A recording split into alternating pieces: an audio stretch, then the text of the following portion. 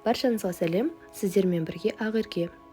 Бүгін біз сіздермен өте дәмді болып шығатын, әрі жұмсақ болып шығатын бір тестадан екі түрлі сметаник жасайтын боламыз. Ең алдымен ұнымызды електен өткізіп, ішіне разрушитель қосып, өткізіп, елеп алатын боламыз. Одан кейін тоңазытқыштан шыққан сары майымызды алып, ұнымызбен араластырамыз. Ұнымыз сол кезде қолымызға жабыспайтындай болып шығады, үгітіліп. Одан кейін екі жұмыртқамыздың бетіне қантымызды салып араластырамыз. Венчиктің көмегімен араластырып алдым мен.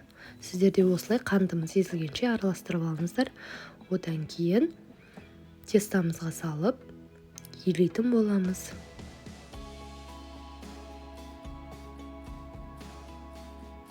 Осылай жақсылап елейтін боламыз. Қолымызға жабыспайтындай болып, жұп-жұмсақ теста болғанша елейміз. Мінеки қолымызға жабыспайтын жұп-жұмсақ теста болып шықты. Енді осыны көз мөлшерімен екіге бөлеміз. Болмаса сіздер весыйға салып, салмағымен көлемін өлшеп алсаңыздар болады екіге бөліп. Одан кейін осындай салафандарға салып, холодильнигімізге 15 минутқа қойып қоямыз. 15 минут тестамыз дайын болғанша сметанамызды 20 или 25% сметанамызды алып, үстіне жұмыртқамызды, қантымызды, ванильный сахарымызды және де кукуруз крахмалын қосатын боламыз. Одан кейін венчиктің көмегімен араластырамыз. Бұл жерде айта кететін жайт, миксермен араластырмаңыздар, өте сұйық болып кетеді. Сол себепті венчиктің көмегімен ғана араластырсаңыздар болады.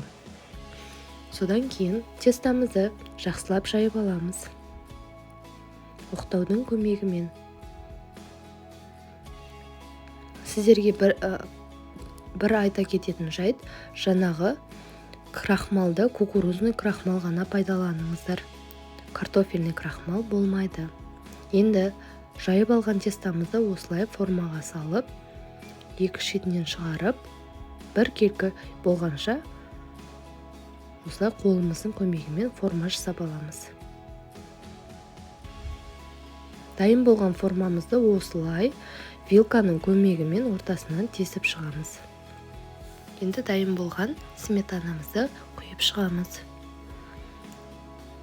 160 градуста 30 минутқа қойып қоямыз. Енді ол піскенше біз екінші пирогымыздың салмасын дайындаймыз. Ең алдымен казахстанский шоколадымызды ерітіп аламыз. Водяной баняда болмаса, микротолқынды пештің арқасында ерітіп аламыз. Одан кейін дәл жаңағындай сметанамыздың үстіне жұмыртқамызды, қантымызды, ванильный сахарымызды, какао және кукуруз крахмалын, сосын жаңағы шоколадымызды қосып араластыратын боламыз.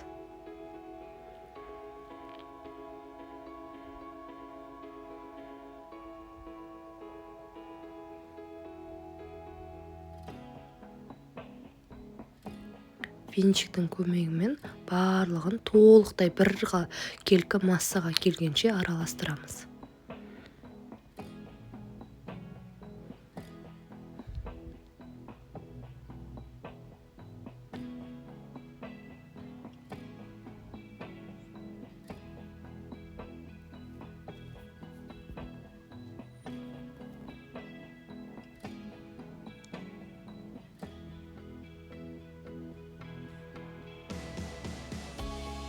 Толықтай араласып болғаннан кейін жаңағындай формаға салып, тестамызды вилканың көмегімен тесіп шығамыз.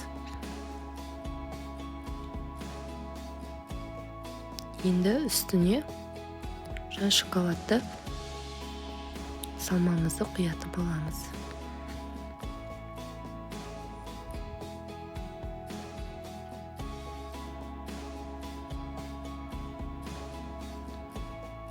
Мінекейіңіздер, көріп тұрғандарыңыздай толық формаға келді.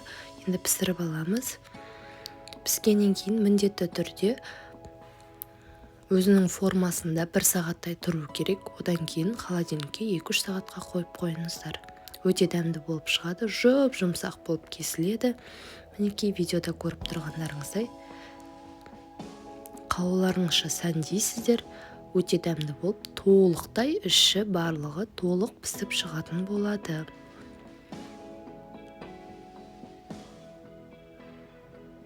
Міндетті түрде жасаңыздар. Видео ұнаса лайк басып, комментарий жазып, каналыма тіркеліп кетіңіздер. Рахмет.